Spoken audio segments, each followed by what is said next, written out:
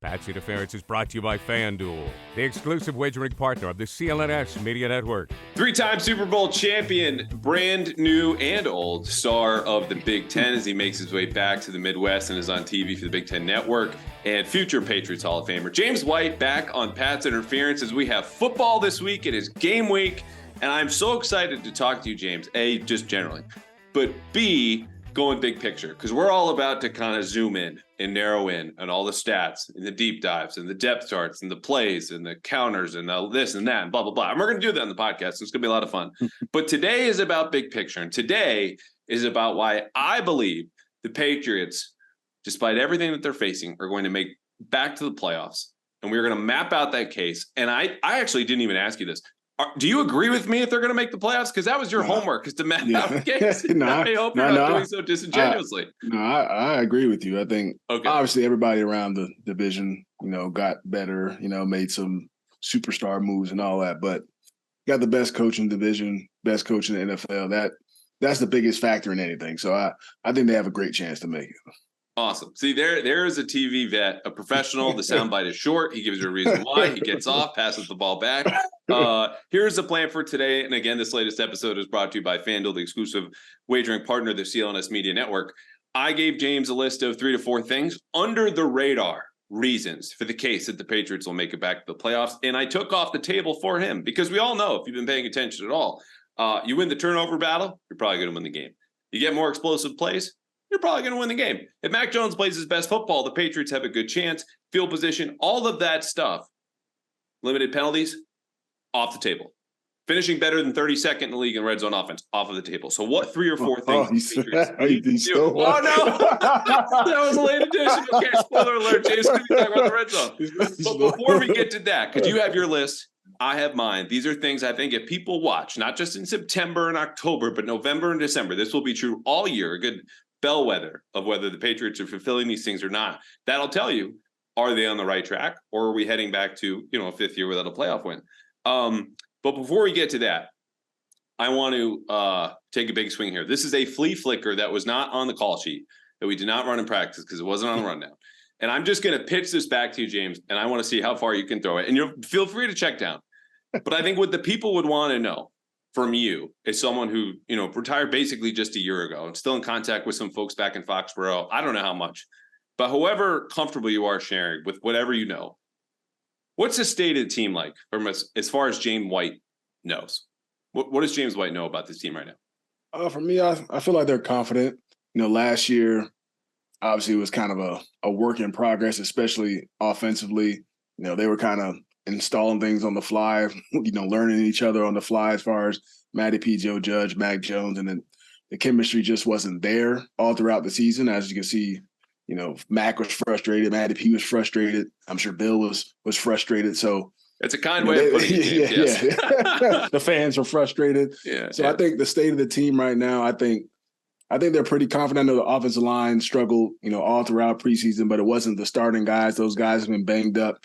I think as long as those starting guys are out there, this week against Philly, I think that's going to give them the greatest chance. As long as those 5 guys, Trent, Mike Onwenu, Cole Strange, David Andrews, whoever that 5th guy is going to be, as long as those guys are in a cohesive unit throughout the year, I feel like those guys should be extremely confident.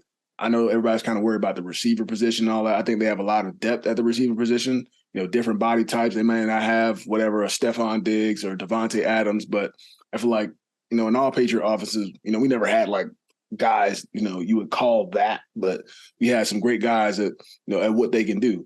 Julian Edelman, great in the slot. If you line him outside, he's going to win. He's going to, run those rub routes. He's going to win in one-on-one coverage in the slot, that type of thing. You got Gronk. He's a big body target, physical, all that stuff. So you have different types of guys who are just really great, kind of at what they do. And I think they have those type of guys on the roster. So I think they should be confident. We didn't see much of, the guys that you're going to see on Sundays during the preseason. But I think a part of that was to keep them healthy, keep them fresh and ready to go. And a part of the O-line wasn't healthy either. I'm sure he didn't want to throw Mac out there, with that offensive line that we saw, throughout the preseason. But I think at this point in the season, there's still, some time before, Sunday rolls around. They're playing a really good football team, coming up Sunday based off of last season. But I think they should be confident. And I think having Bill O'Brien, especially on the offensive side of things, will instill more confidence in everybody within the organization. I feel like everybody believes they're going to score more points. They believe they're going to be more efficient because they have a guy who's proven, who's done it there. He's done it elsewhere. We've played against him. I mean, I don't know how many guys, there right now have played against him when he was with the Texans, but he's a really good offensive mind. And obviously Bill is very fond of him. That's why he brought him back. And I think he'll change things offensively. Well, the way I'd put it, and we don't have to go deep into this because we'll get to your to-do list, we'll get to mine, and then we got some mailbag questions at the end, is I think Bill O'Brien is just going to reach for that low-hanging fruit. Certain plays or schemes or, running more play action, passing the ball more often on first down, getting the ball to players like Kendrick Bourne, who is, spoiler alert, third best after the catch in 2021, and then didn't get as many opportunities to run with the ball after the catch in 2022. Things like that I think, were left on the table, left on the tree that he'll reach for and grab. But the confidence is something that I've heard too. So that feels validating for me. Someone who has contacts within the team but didn't play for them and win as many Super Bowls as you did. So let's run right through this. The backdrop, just for the folks who haven't checked places like FanDuel to understand what the Patriots are projected to do or any other NFL outlet or sportsbook, their over-under win total 7.5. So even if they outperform that, they could still finish 8-9 like they did last year, exceed expectations. What we're talking about here is 9-8 or 10-7 or even better. But judging by their playoff odds makers are giving them 25 to 30% chance, and they're projected to finish fourth in the AFC East. But you know what we say to the gods of Vegas? You are usually right. But today is not one of those days. So number one on the list of reasons the Patriots will make it back to the playoffs, according to James White, is what? For me, it's not very under the radar. I think it's very clear. They're going to have to beat the Buffalo Bills. The Buffalo Bills are a team that's, swept us, the past, 3 seasons or so, 2 or 3 seasons. We've really struggled in big games against them, in the regular season and the playoffs a couple years ago, whatever it was. So you're going to have to beat the likes of the Buffalo Bills. I think you're going to have to beat every single team in the division at least one time. I know we swept the Jets last year, but they've got Aaron Rodgers now. So they'll be a lot more competitive and a lot more hard to stop. They have Dalvin Cook added to the list. Having to beat those teams, beat the Dolphins. The Dolphins added Jalen Ramsey to their defense. So it's going to be challenging this upcoming year, but we're going to have to go toe-to-toe with these teams. You're going to have to at least steal one game. You can't, get swept by every single team in the division. There's no chance you're making the playoffs. So this division got better. I still believe we have the best coach. We have a good roster. We're going to have to win those football games within the division. That's my first thing, which I don't think is, kind of under the radar, but especially the Buffalo Bills, because they've had our number, for several seasons. I'm sure they're riding high, sitting on their high horse, but I don't think they're that much of a better football team than anybody else in the division. I know maybe they think so, but I don't think there's that much of a difference. I don't think it really has been that much of a difference, for the last several years. They've just played better within that matchup. So just executing in those division games at home and on the road. Well, I'm glad you brought them up because you're right. It's not an under the radar thing, but I think largely it's been under discussed. How much the Bills have just flatly owned the Patriots, partly because no one in New England wants to talk about being 1-5 against the Bills the last 3 seasons, or 1-6 when you include the wild card game. I forgot the one game. I forgot the one game where we threw the ball 3 times. I forgot about that. Right, and that's it. Those were played under circumstances in which you could never replicate. So when you chalk up, you did beat the Bills. You scored more points than they did. Josh Allen was at the doorstep of the end zone and couldn't get it in there to win the game. But you're not going to play another football game, which you only passed 3 times. I remember asking Josh McDaniels about this, and you were part of those teams that struggled towards the end. And fun fact, I don't think you know this. Since Sean McDermott took over in 2017, Tom Brady had more interceptions than touchdown passes against the Buffalo Bills. That's 17, 18, and 19. And then, as I just said, they're 1-6 the last 3 years since then. What was so hard about playing them? Obviously, there's good players. That's a scheme that is kind of what we do. There's some disguise last second. They're very good in the red zone. But besides all the things I can write about and see as someone on the outside, when you're inside playing the Bills or preparing for the Bills, what made that roadblock so much higher?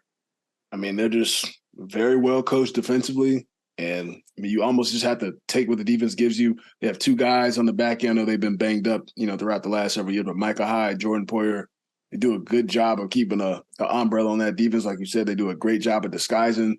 And when they're off the field, the defense is completely different. But when they're on the field, I mean, I think they just sure everything up. And I think a big part that they're going to be missing this year is Tremaine Edmonds. He's a really good linebacker. I know they still have Milano. Those two guys, the linebacker position were great as well. Great in pass coverage, can blitz, are solid against the run. They're not, run killers, but if you get your hands on them, you win in those matchups. But they're good at diagnosing plays. But they play just extremely well together. And like Sean McDermott does a good job of putting those guys in the right position to succeed. Tre'Davious White at corner. They added Elam. Taron Johnson's been playing good. So they have the right guys for that defensive scheme that they're playing. And those guys have been in the system for, 3, 4, 5 years together. So I think that cohesiveness makes it hard.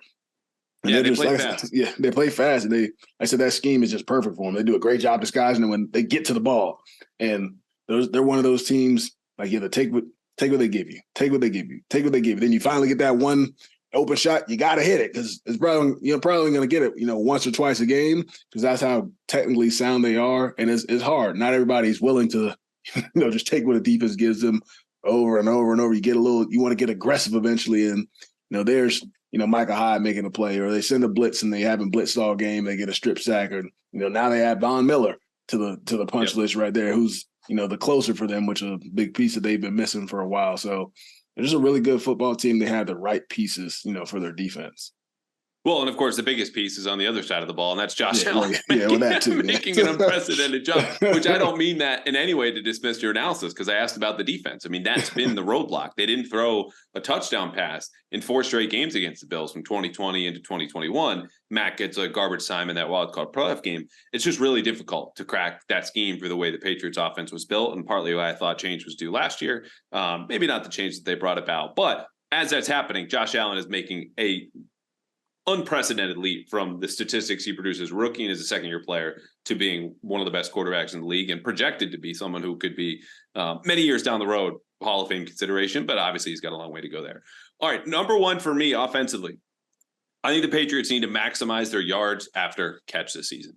And we know there are 2 ways to gain yards passing. It's through the air or it's yards after catch.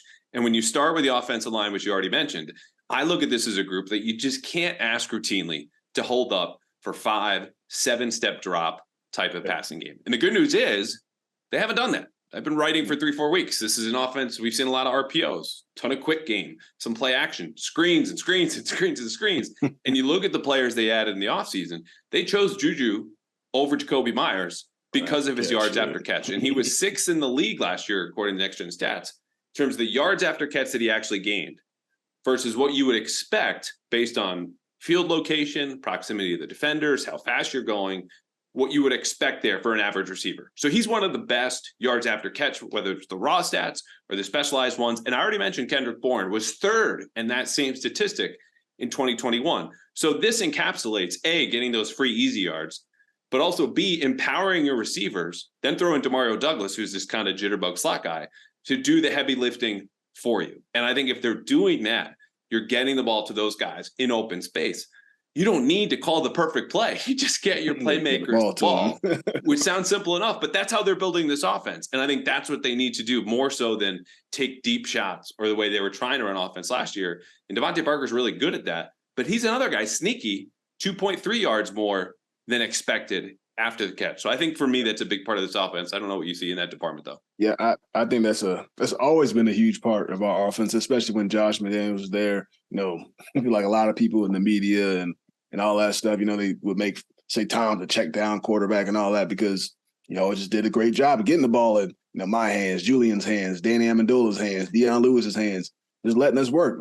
Essentially like what I was saying about the Buffalo Bills defense, just take what the defense gives you. Let your playmakers work. And I believe Mac said he wants to get back to Alabama Mac. And at Alabama, they did a lot of RPOs, getting the ball to Jalen Waddle, getting the ball to Jerry Jeudy, getting the ball to Devontae Smith and letting those guys work. And I think that's what Bill O'Brien, I'm sure they probably went back and watched some of the Alabama tape. I know they didn't, he wasn't coaching there when Mac was there, but I'm sure they talked some of the same language. I'm sure Bill O'Brien kept some of the same verbiage, the next year that they had the previous year. So I'm sure they'll get back to some of that and just find things that Mac does well. I mean, that's what everybody in the league's doing, RPOs, easy access throws, taking advantage of the defensive weaknesses. They have 2 lined up over 3. You're throwing a swing out to number 3, making sure your numbers are right. So I feel like there's going to be a lot of that.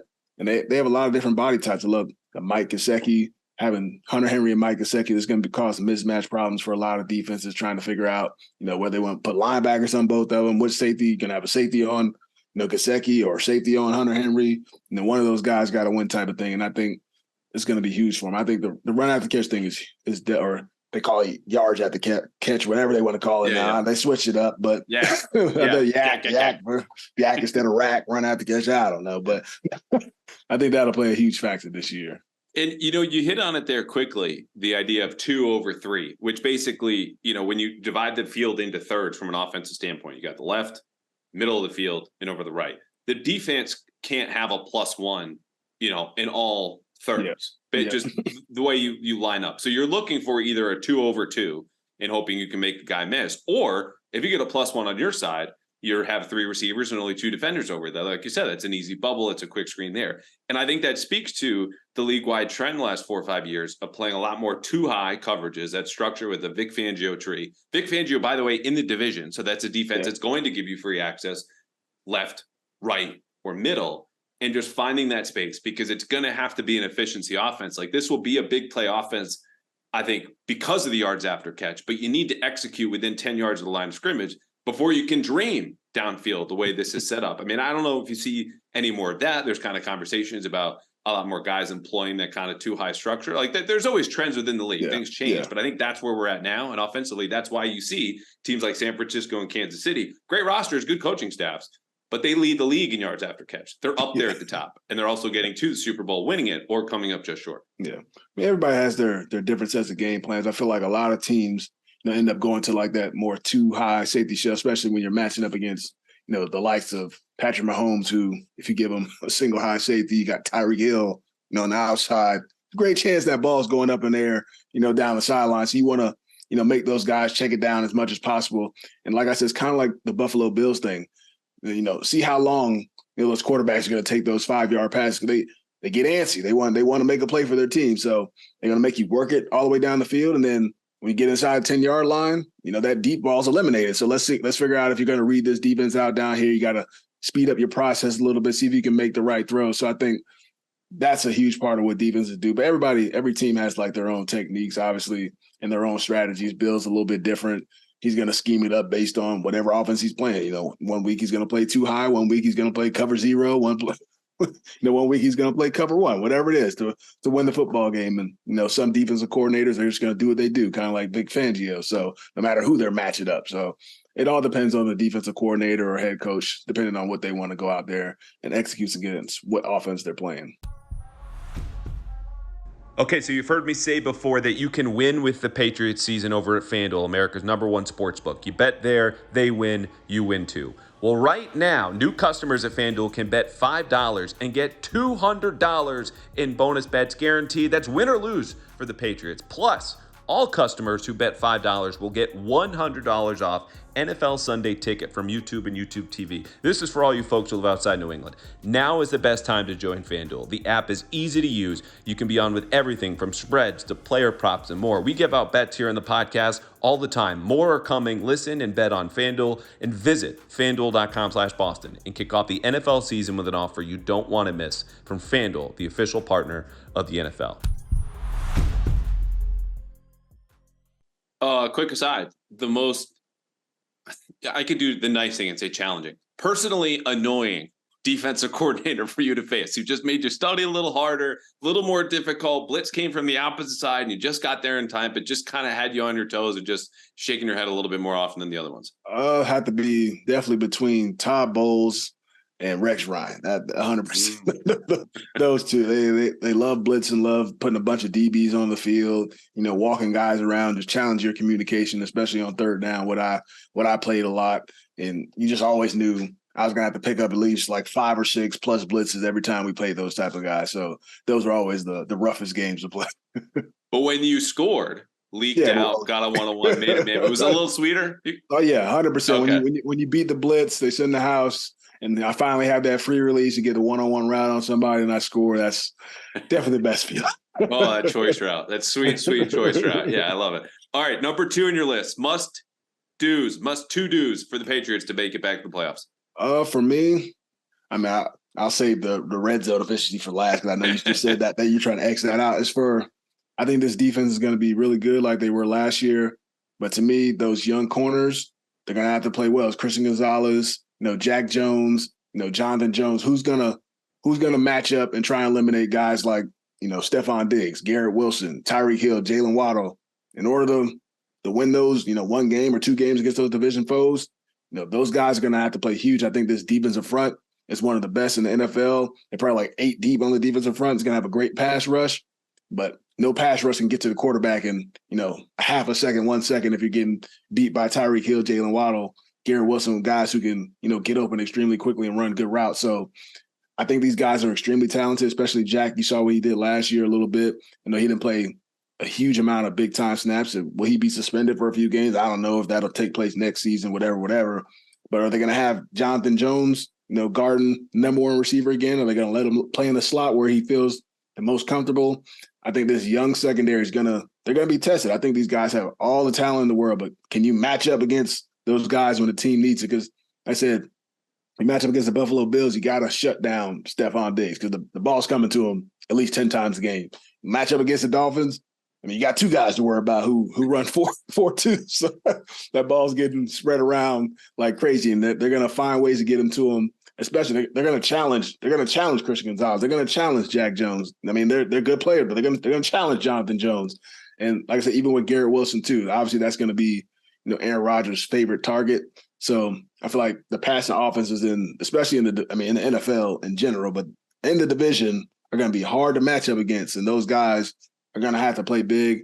And like I said, you got to have to put your big boy pants on. You're going to get beat sometimes. You got to come back and strap it up again because, I don't know what is going to be their MO on defense this year. I know Bill, in the passes ran a lot of man coverage. I think last year they probably ran a little bit more zone than they ever did. So will they stick to a little bit more zone this year with the young corners, or will they put these guys, out on the island one-on-one on the outside against some of these guys? I'm kind of interested to see how that's going to be because there's tough matchups all throughout the AFC East.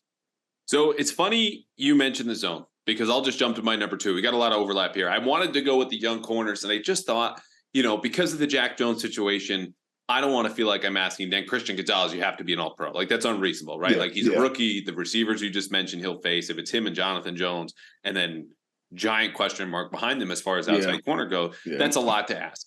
But my answer was to play a little bit more too high, lean a little bit more zone. And would you believe me, James White, if I told you last 6 weeks of last season, the Patriots played more zone snaps than any defense in the league? I believe it. Like I said, who did not believe it when I told him was Bill Belichick. Just looked at me sideways and goes, "There's some teams in the league that don't even play any man." I'm like, yeah, look, I can give you my source. It doesn't mean you're going to agree with me, or it's your job to look up or fact check.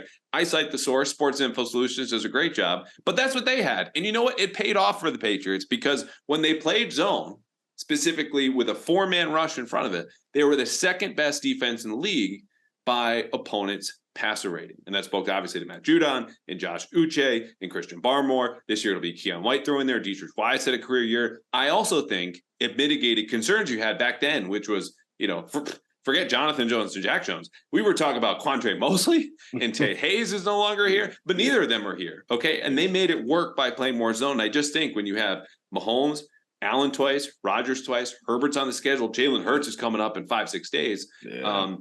Dak's on the schedule. It helps to help your corners by playing a style that you leaned into a little bit last year, but gives you a little bit more cushion. As much as I love the Zach playing more single high and man, I think it suits the talent you have in the pass rush up front and kind of softens the corners. I don't know what you make of any of that.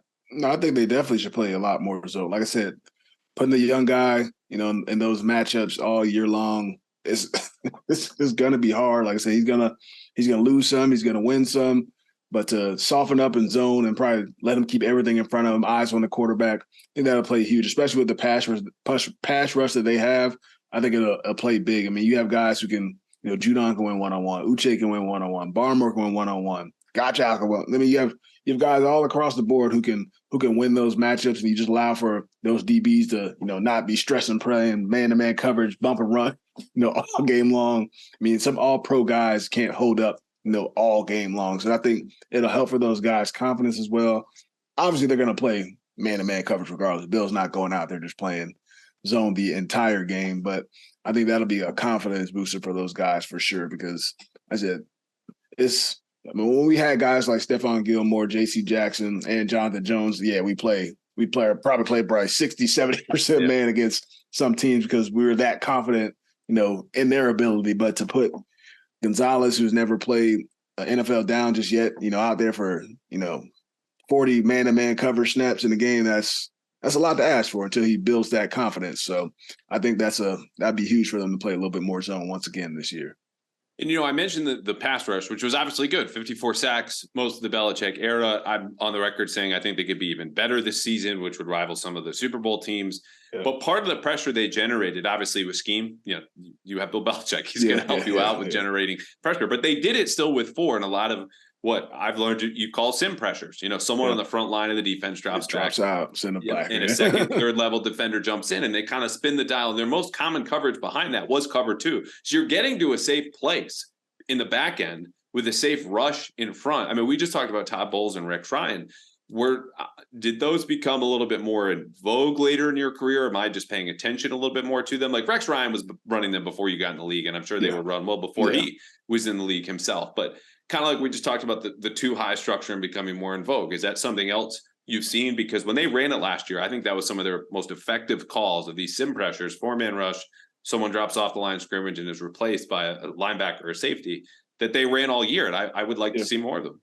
Yeah, I feel like it depends on the team. Some teams, are going to do the simulated pressure. Some guys are, set in 5 and essentially, some guys, just kind of still play his zone. Some teams match it up. It essentially is like man-to-man defense with a 5-man pressure, but there's still going to be voids in the defense. So I think it just kind of depends on the coach.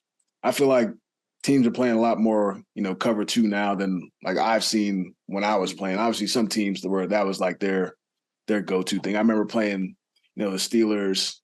It might have been 2018 or 19. I don't know what year it was. But I remember we used to play them. They used to play like the blitz zone type of thing. They rush 5. Their linebackers matched up against Julian Edelman, and obviously Julian's winning that battle, 99 out of 100, or 100 out of 100, I should say.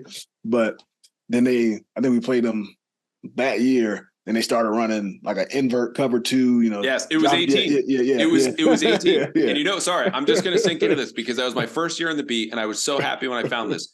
Who did that to you a month earlier was when you guys got your butt kicked at Tennessee. Oh, well, Tennessee and the Colts kind of threw it. We struggled with them in 2018 too. We would like line up and empty. They give a man-to-man indicator, and they end up running zone. I mean, we won the football game, but that gave us fits, all throughout the game. So I feel like a lot more teams just as the years went on started playing like cover 2, trying to disguise it, invert cover 2, all that type of stuff. But Pittsburgh was one of those that was like one of the first years they started making adjustments like that, and we struggled with it.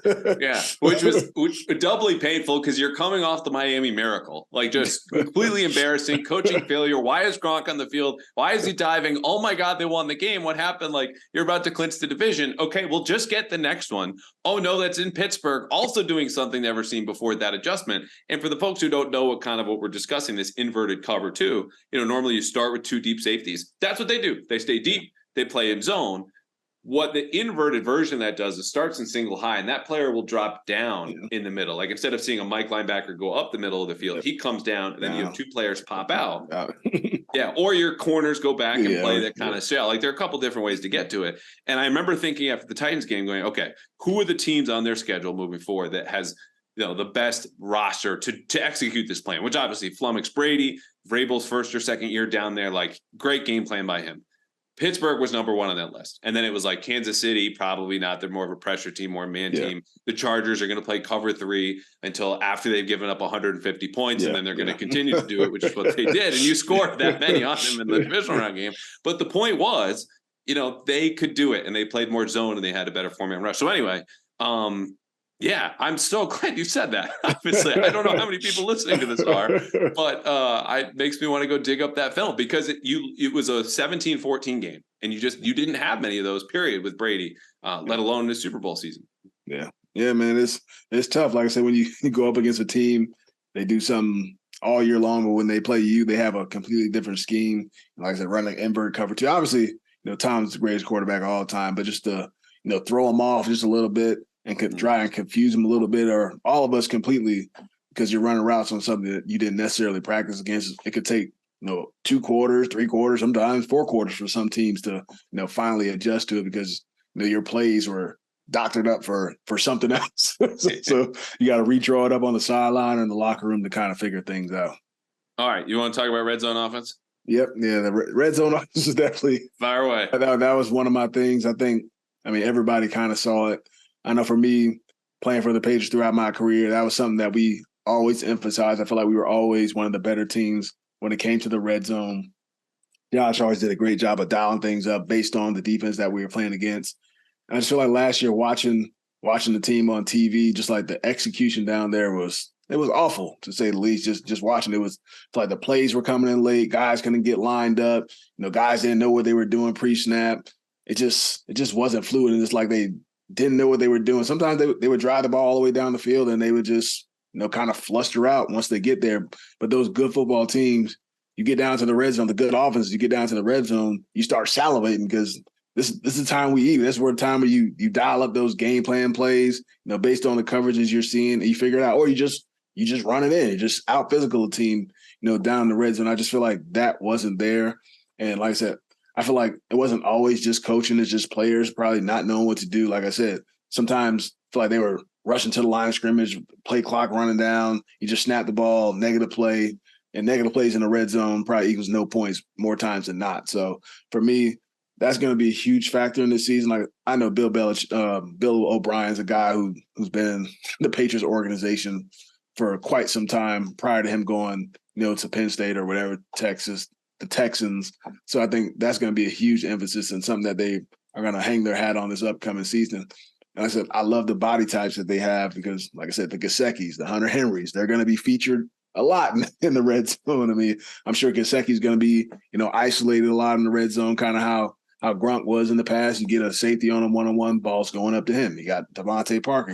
He's isolated, ball can go up to him. You got Juju Smith-Schuster, who's good on the inside. You can hit him on a little crosser. He's good at run after the catch. You can get in the end zone. You got 2 backs. You got, Rhamondre Stevenson. You got Zeke who can run it in. You got everything you need to figure things out. Things just having the right plays.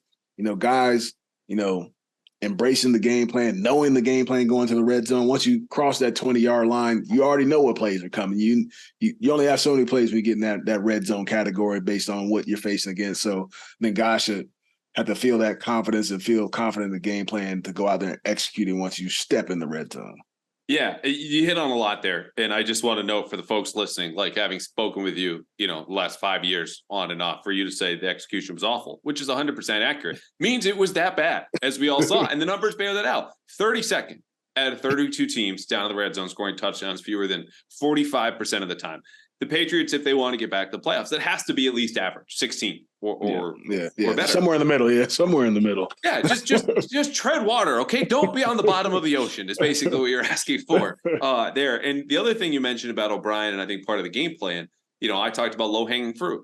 Something I didn't mention was just motion, just basic stressors or indicators for the defense of just making them make a check, follow someone in motion, create an extra window or space. You're going to see a lot of this based on the stuff I saw at training camp, in addition to helping players, like you mentioned, a short crosser for Juju Smith-Schuster after the back flares out and kind of jet motion at the snap. That creates a window at the second level, boom, slant. It's there because you need to do that there in the red zone. The windows are all going to be tight. So if you can open them up just a little bit, that makes a difference. Or you just say, F the windows. We're going to throw it up to someone tall who's great at contested catches. Devontae Parker, Mike Gesicki, Hunter Henry, and they've been trying to major in that stuff in the red zone from what I've seen. I'm not going to give away any route combinations or things. They're certainly not uncommon, but I think they made the decision of we get on them for the receivers' lack of separation. They go, okay, we don't need to separate once we're in the 20.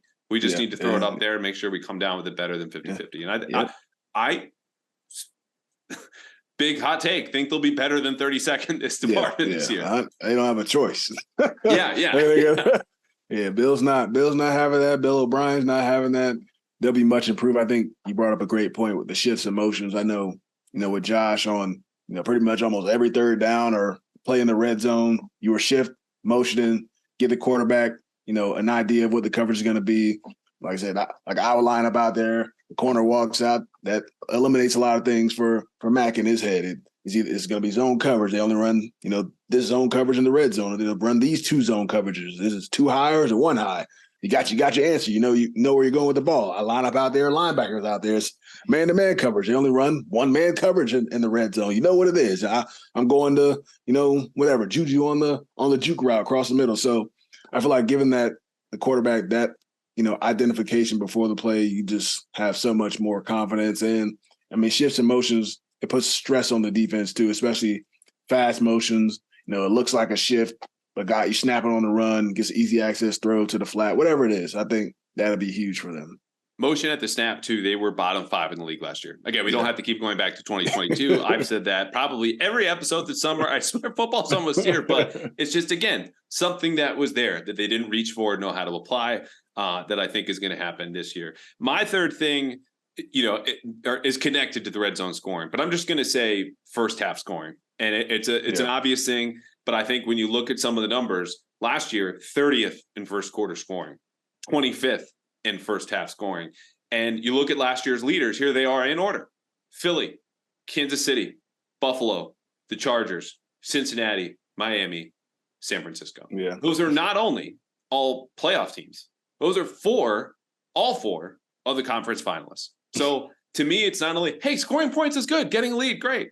It's you get to set the terms of engagement, which I know you've heard in meetings because I've heard it from Bill, Ivan, other conversations with coaches over the years. Like, you get to know this game is about outside runs and cover one. The better you can do that because you're taking the lead, then you get to say, okay, now the game is changing. It's going to be about this, and we're going to drain the clock, and we're going to pick on that matchup. If you're playing from behind, your playbook shrinks offensively and partly defensively. You want to be the one to set that term of engagement, to score in the first couple of drives, go into halftime with a lead, and know, okay, they have to do this, so we're going to be better with that counter or this one. Does that resonate? Yeah, I think getting off to a fast start has always been something, or an emphasis that you talk about, coming out as a team. Obviously, every single game, you're not going to come out, score the first possession, or be leading 7-0, 14-0. There's going to be some games we have to play from behind, but more times than not, you want to be the team that's, up 7-0 in the first quarter, up 14-7, in the first quarter, because that instills confidence. You go out there scoring your first possession. Obviously, you come out in the second possession, you're going to be a lot more confident. You go 3 and out in the first possession, you're probably going to be a little less confident, going to that second drive. So I think a fast start is huge. I think defensively they did a decent job, with fast starts throughout the season. This defense is going to give the offense, plenty of opportunities to go out there. You're not going to be perfect, so they're going to turn the ball over. They have guys who can get after the ball. Jack Jones, Judon strip sacks, Uche strip sacks. Duggar is always good at getting the ball out. Mills is good at getting the ball out. We have guys who can make plays on the defensive side of the ball. So offensively, I think it's more of a big emphasis on offense than defense. Obviously, like you said, they struggled scoring points in the first half. It's hard, struggling having 7 points in the first half every single week, or 10 points. It's draining. I'm not a defender, I know, but I know it's draining as a defender when you're making stops constantly over and over and over and over and over and over again, and your offense just can't seem to score points because eventually, the dam's going to break. The defense can't hold up every single game, get you the ball back, for 10 possessions, whatever it is. So I think the offense just has to do a great job of emphasizing fast starts throughout the entire year. Listen, some teams really rely upon, the fast start thing. If they're not ahead in the first half, then they just end up losing most games. I think they don't have to be like that to where they're completely dependent on it. But just having that emphasis of, if we're playing from ahead on most games, we're going to have a chance. If you're up 14, going into the third quarter, and let those dogs on the other side of the ball, get after the quarterback, it becomes a drop back pass game. I think they're going to be in good shape, more times than not. Yeah, here's the thing. Would you rather be driving the car or giving the directions? Yeah. Yeah. That's it. Patriots were dropping the map, still using a map in the age of a GPS last year, and sitting in the passenger seat, fumbling it, losing out the window. This year, ideally, you get to start the drive, you get both hands on the wheel, and you don't let go. All right. So when I emailed you, kind of run down things they want to talk about, anything you wanted to prep for, I said 3 to 4 things Patriots need to do. We've both said 3. I have a 4th. It's loose. It's short. It's basic. Do you have a 4th? I don't. It was hard for me to think of, but I think well, you had good stuff, great stuff. And so I'll just say this, and I don't know if this is off the wall or it's spot on, but I want to see the Patriots gamble. I want to see the Patriots have a little more FU in them. I want to see hallmarks of the dynasty before we all recognize it was a dynasty in the making, okay? Belichick, not just once, but twice dared a team in the Super Bowl to run on his defense. Welcome them. It was the Bills in the early 90s. The game plan is in the Hall of Fame. And then it was the Rams in their first Super Bowl win saying, we're just going to play a bunch of dime and some quarter, and you can go ahead and run with Marshall Faulk when they just didn't do it. Yeah. The upsets that they had, there's the kind of sneering, snarling defense that knocked Peyton Manning out of the playoffs in back-to-back years. Again, en route to the Super Bowl. You knew they were a great team, but you didn't know in those matchups, which I think they were underdogs in one of those games at home, if they were going to win. Get back to that. This is a team that has not had a big win, a big upset since Tom Brady left. The biggest one was probably you guys beat the Ravens in the rain in a sad Sunday night game with Cam was here in 2020. Okay, no one was watching. I couldn't see from the press box because it looked like Bill had flipped the switch and all the weather went to shit because the wind and the rain was going nonstop. But you won. But no one remembers that, sadly, because it was a 7-9 season with a quarterback who was really just kind of like a relationship rebound from Brady, then on to Mac. And Cam gave you all I had, but it was not enough for the people around here. And I think the Patriots, even if they go 9-8 and don't make the playoffs, if they get a little bit of that, a little bit of gambling, some offensive fakes, fake punts, whatever it might be, get back to that identity. Yeah, make this team recognizable from those early years. And I just think give it some grit, a little sneer, a little snarl, a little FU. Like, you doubt us, here we are.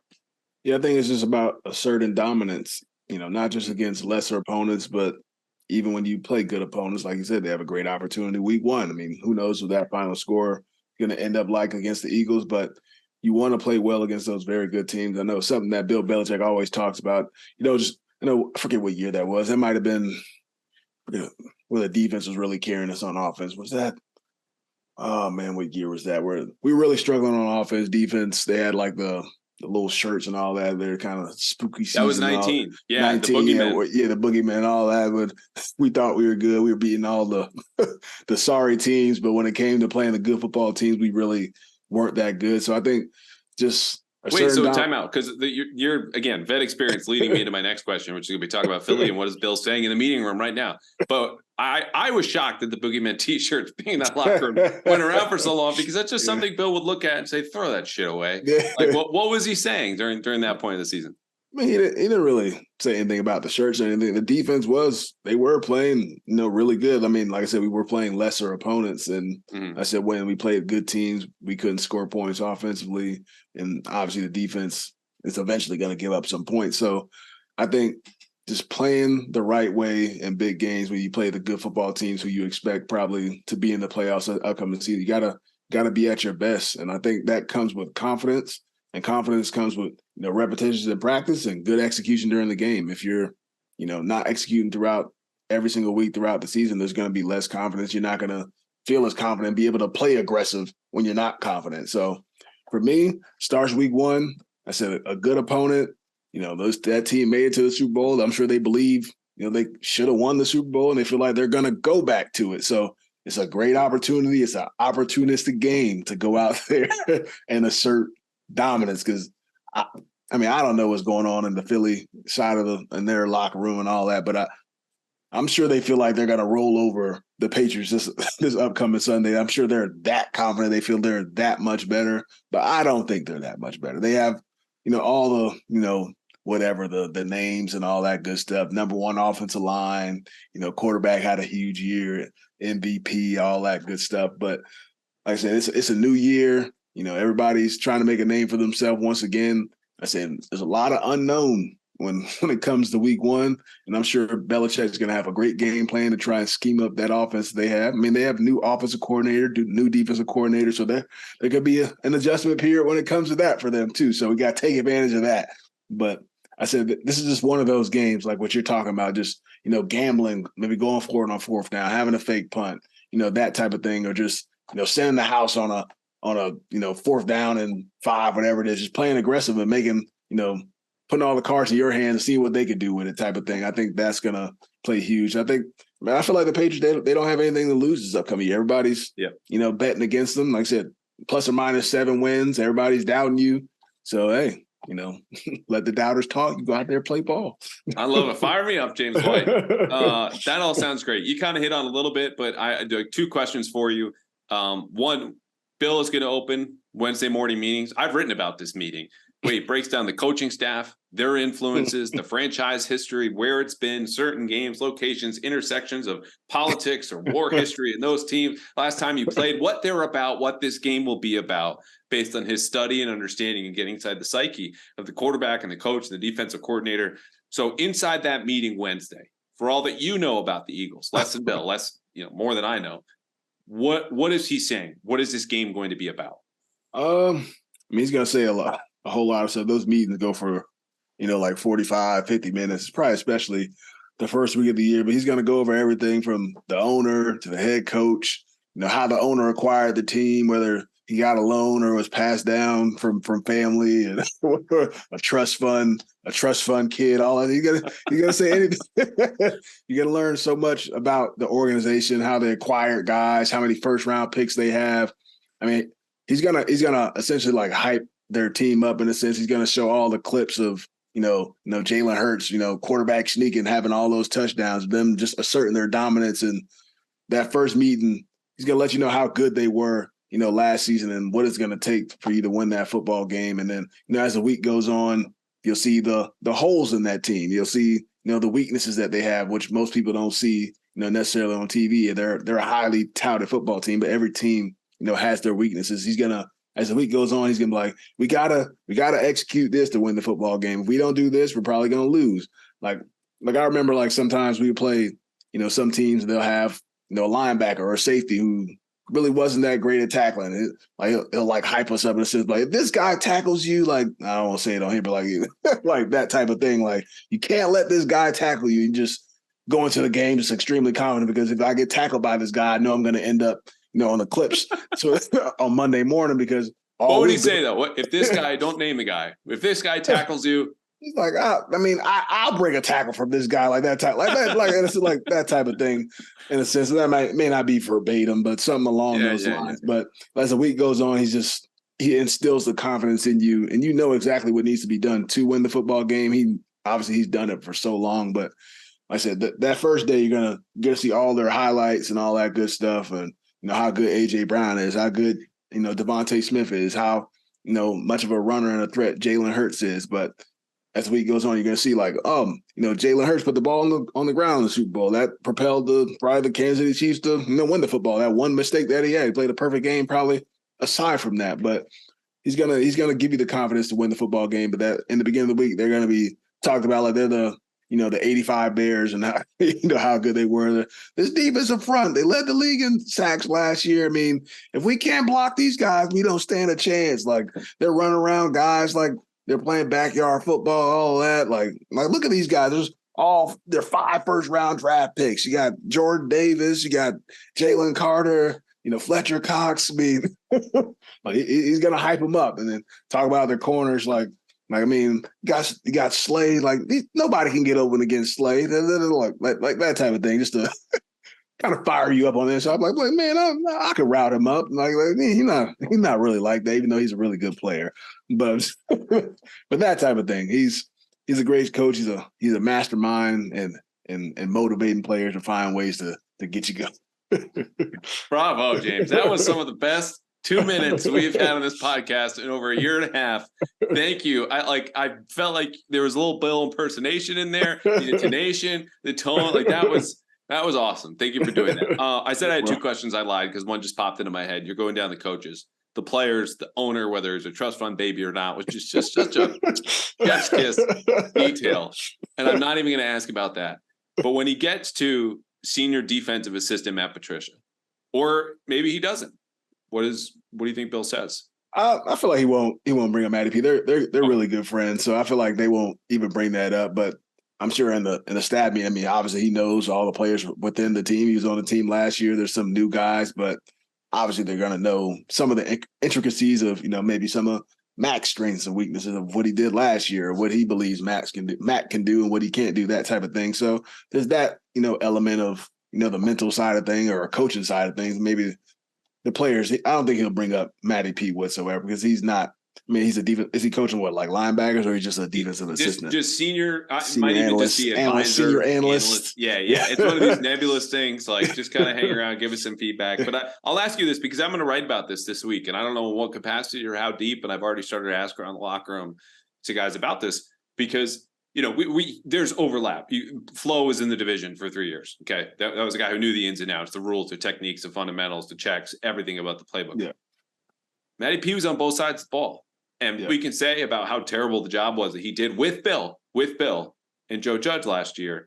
But the fact is, he's got knowledge on both sides from a lot of different angles in these rules. How much of an impact will that have, do you think, on Sunday? I mean, I don't think it plays a huge factor. I think you're always going to play, coach or a player or somebody who was within your organization. Obviously, they know players and what your scheme was last year, what some guys do well, what they don't. But who knows what guys are going to do on Sunday? Who knows what the game plan is going to be on Sunday? Or who knows how good guys are going to play on Sunday? So I always find that interesting about playing like former coaches. I know it's always kind of like a big deal. We love it in the media. James, there are very few things we love more on the list of things we love in the media than talk about former coach used to be here. Who has the advantage? I feel like this is for me personally. I don't know. I feel like some of those coaches don't really know as much as what we think they know. I don't know if that makes sense, like that type of thing. Especially when it comes to Matty P coached on both sides of the ball, but like when it comes to like offense, knowing defense knowing off, they may know like some small things, but then when it comes to some of the intricate details, I feel like most coaches don't necessarily know those things. In my opinion, I don't know. That's great insight because one of the answers I got today asking about this, because I think the best offensive coaches understand defensive rules. So it's not just, hey, this is what cover 3 looks like. Here are the soft spots down the seams of cover 3, or here's what cover 2 looks like. We want to hit the honey hole between 7 to 20 yards down the sideline.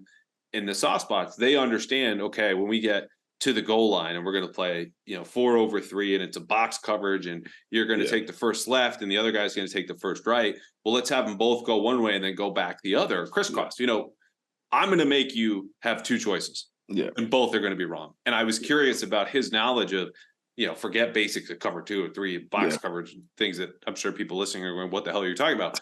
But things that I don't know what the hell Matty P would be talking about, and forcing the defense to break its own rules. And the response I got was like, look, I've been here for X amount of years, this particular veteran.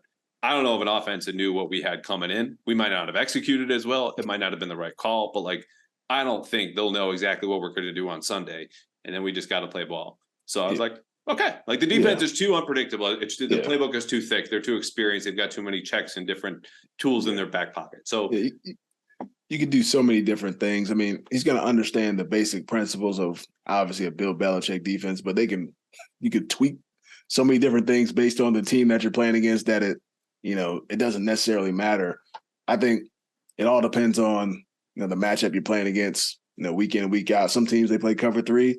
Some teams, the slot guy, carries the seam. Sometimes the slot guy won't carry the seam based on some teams cover 3. Some people, they match it as essentially man-to-man coverage. Some teams don't. So it just kind of depends on the team that you're playing against, understanding their principles and drawing up plays or drawing up defenses, based on what you're going up against. And like I said, some teams are going to do what they do. They're going to match it every time. Some teams may not match it based on the team they're going up against. So it's all a chess game, and that's why I say good coaching matters 100%. And like I said, Bill Belichick is a difference maker. Okay. So I've lied now multiple times because here was the second question I had about 20 minutes ago, really quickly. And you know what? Let me give you my game plan for the Eagles, because the question is, what is James White's game plan for the Eagles? As you understand this roster, this scheme, we've talked about it. It's a new defensive coordinator, but it's still going to be a 2-high structure. I think less pure quarter, some more cover 6 stuff, Fangio, blah, blah, blah. I think the Patriots go tempo. I think you see a lot more RPOs. I think you see tons of screens, and I think you see some more motion that I've seen more in training camp than you did in the preseason. And all of this is an effort to misdirect and tire out a dominant pass rush, because that's what this game is going to be about to me, is giving Mac enough time or getting the ball out of Mac's hands and having that timing. And the way you do that is not just by running the ball at them or running RPOs or running screens. It's doing everything. Oh, and then go tempo. So when they want to substitute and keep their linemen fresh, they can't, because we're already on to the next play. And I think you've seen that with defensive fronts, like, the Bucs game when Brady came back, similar front, big guys in the middle, tire them out, go no huddle. And they've been playing a little faster with O'Brien. So that's what I think. How much of that is in James White's game plan, or is none of it in James White's game plan? No, I think tempo definitely be a part of that. I think, especially week one, guys aren't going to be in complete football shape.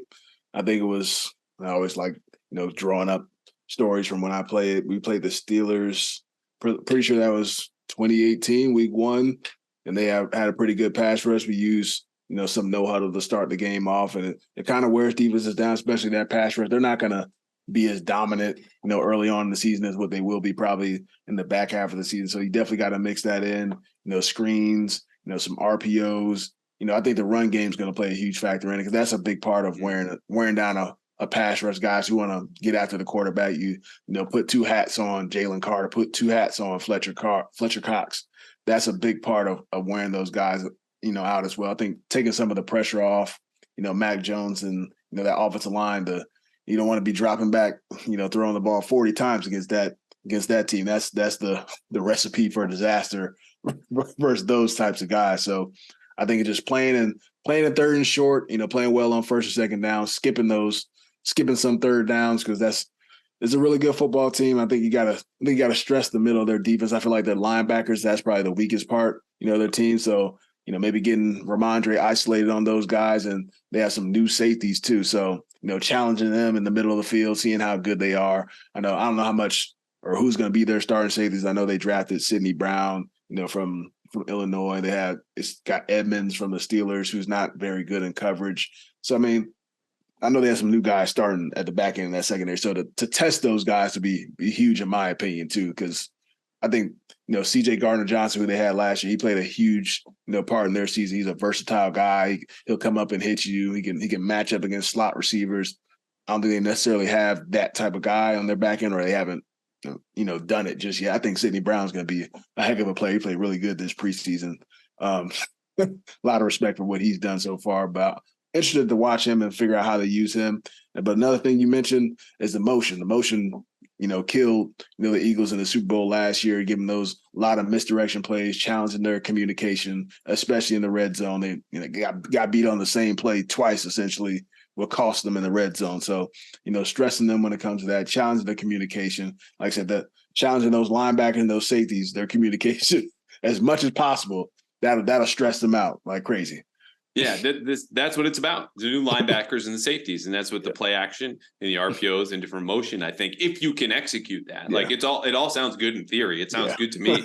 Putting on your headset on my head and pretending like I'm calling a game from the sideline, when in reality, I'm only fit to do that in Madden right now. I have some of your old playbooks over here in the corner of my bookcase, but it's been a long time since I sat with them. So anyway, it's good to hear all that, because I think for as much as we, especially early in the season, I think this is fair. You want to honor the game and respect the work that goes into this. There is an element of unpredictability about what's going to happen. That's the season opener. Belichick will say it multiple times this week. It's true. But there are only so many ideas. And especially against a team that's more talented than you, it's built on its pass rush. And when you look at the weak spots, it's down the middle. So where are you going to attack? Down the middle. And that's how you get it done. Yeah. So, all right, cool. A lot of double teams. Yeah, there we go. Whenever you're done with your burgeoning TV career, we will co-lead an offense. It might be Foxborough Middle School, but if you got time, that's how you start. That's how everybody starts, right? You got to start small. Excellent. All right, 3 questions from the readers or listeners, and we'll get you out of here. From Bader, what are your expectations for Rhamondre? Can he be a top 5 back? I think he definitely can. It'd be interesting to see how they use him this upcoming season. Obviously, they signed Zeke.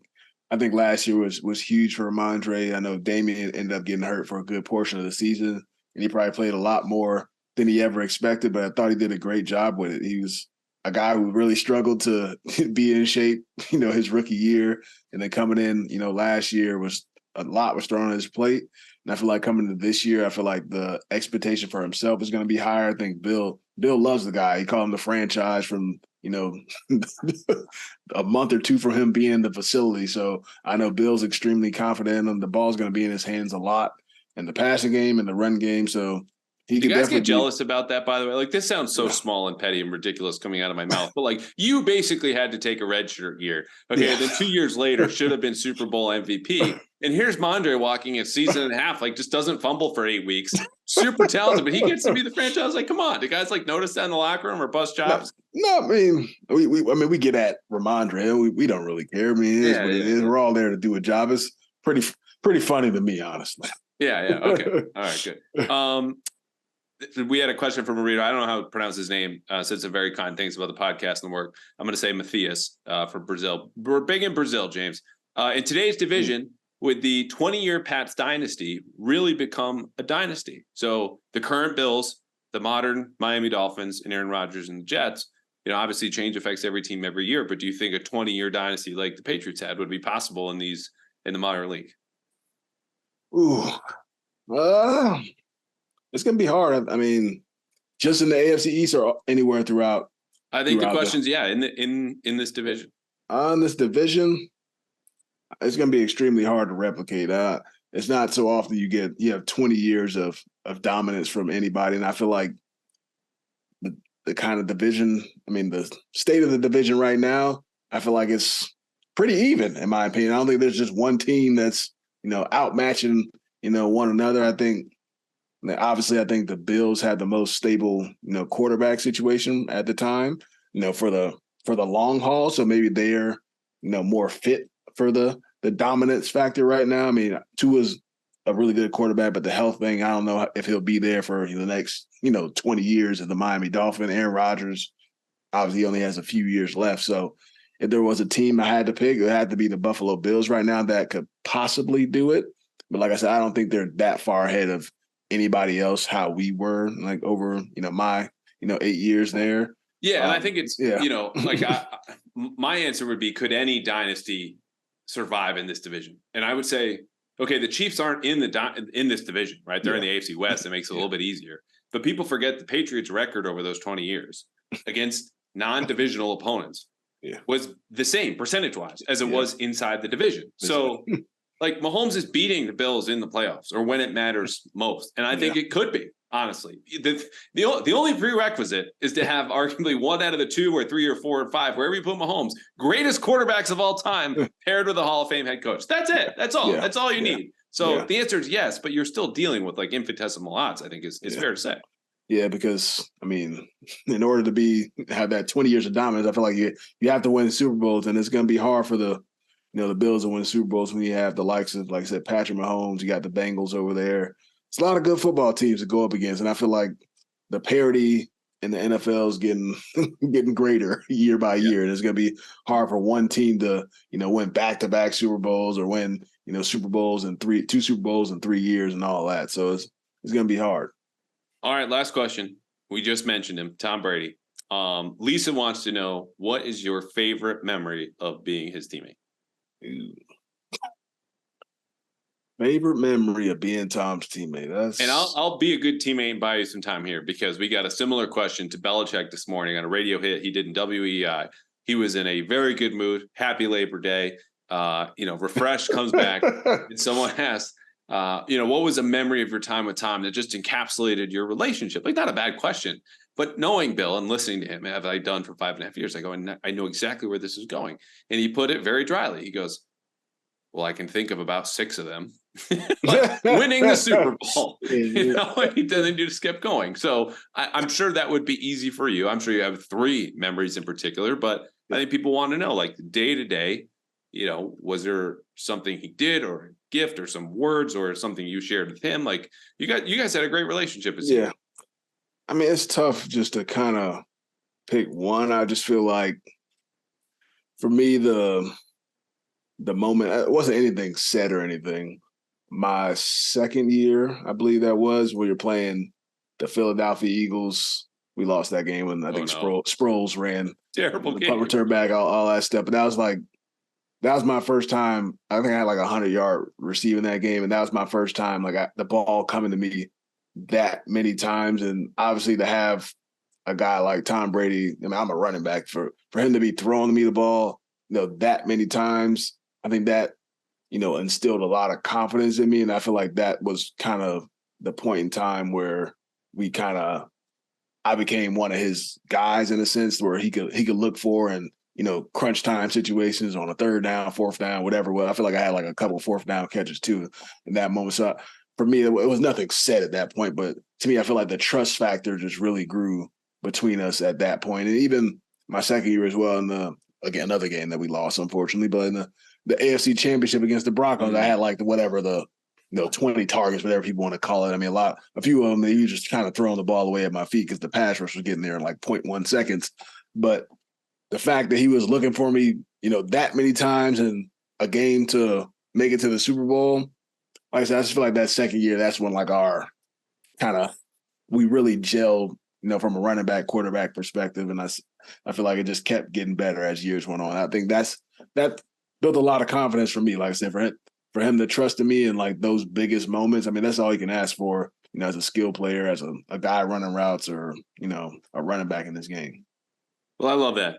I think it's an answer that's obviously honest. It's unexpected. And I think it's things like that people won't think of. So, it's a genuine, you're a genuine guy coming from you, but speaks to a bigger picture that we know just in the guy holding up 7 rings on his finger. You hear stories as a teammate. It was, he didn't do anything, in the locker room. It was more what he did when it counted most and under pressure. And that's what made him so special. And so to understand that you were kind of welcomed in with that word trust, which has been the word of the summer here in New England with Mac and O'Brien and building that back up. It's something that obviously you really value, hold on to this day. And now we can all kind of take a minute to appreciate, because I literally said, oh no, when you mentioned that Eagles game, like an interception return, touchdown, I think a kickoff return. Yeah, unfortunately, the games that I mentioned were both losses, but miserable, but meaningful, because you don't get to what you did in the Super Bowl the following year and break those records and carry the team and score the game-winning touchdown in the only overtime Super Bowl without those games. 100%. I think those games played a pivotal factor from my career, from a confidence standpoint as a player, and even the connection between me and Tom. I feel like it just got better after that season. Yeah. Well, it was evident. You guys had 2 more Super Bowl wins, and you should have had more hardware from the second. But I know you're happy with the rings. Legendary career, as I mentioned, the top future Patriots Hall of Famer. You're back in the Midwest, like I said, Big Ten Network.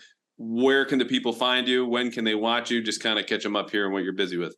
I'm on Big Ten Network. I go on the Big Show on Wednesday. I'm pretty sure they aired on Wednesday nights. I'm still learning the ropes, but I do the Final Drive on Saturday night. So I'm on from like 6:30 to like midnight. So if you got Big Ten Network, turn on the TV anywhere from 6 to midnight. You probably catch me on there. So awesome. I love it. You told me this off air, and I smiled, and I didn't tell you why. I mean, I'm happy for you, your success genuinely, but also just the idea that, these are the midnight hours that we burn on the media side. Even like 1 p.m. game, 4 p.m. game, still in the press box. There's everyone picking up trash. I'm writing trash for the paper the next day, and we just kind of move forward. No, but it's great to see, because I think there are guys who join media from their playing careers, and you kind of ride with the knowledge that you had from your playing days. But as the further you go into it, the less valuable that is. You have to work to stay in touch with the game and talk with people. And I know you're someone who obviously got to where you are in the football field by working hard, and you're going to crush the media game. And we love having this podcast. This is one of my favorite episodes, and we haven't even finished yet, but we will, because I've taken you a half hour too long. You need to get back to your wife and kids. But James White, everybody, thank you for coming on. I'm glad we are on the same page down to how we're going to run our offense at Foxborough Middle School. And we'll have you back on midseason when you got a minute. All right. Thank you. I appreciate it. Appreciate you having me on. Thanks, James.